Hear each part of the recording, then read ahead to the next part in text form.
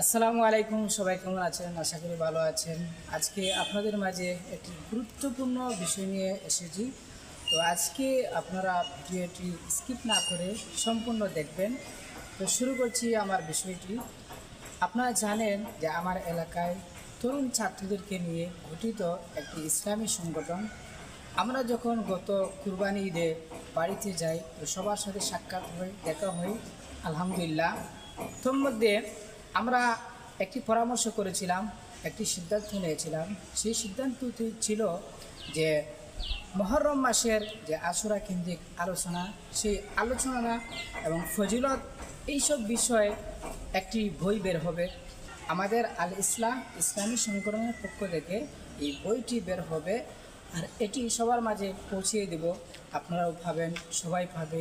সবাই যখন দেখবে, শুনবে, জানবে, তখন আমল করবে। আর এই সবটুকু আমরাও যেন পাই, আর এটি যেন আমাদের জন্য নাজাতের উসিলা হয়।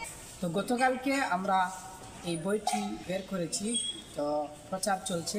তো আপনাদের মাঝে এই ভিডিওতে থাকছে আজকে আল ইসলাম ইসলামী সংগঠনের পক্ষ থেকে যে আশুরা কেন্দ্রিক আলোচনার বইটি। এটি পৃষ্ঠায় পৃষ্ঠায় আপনারা এই ভিডিওতে পেয়ে যাবেন।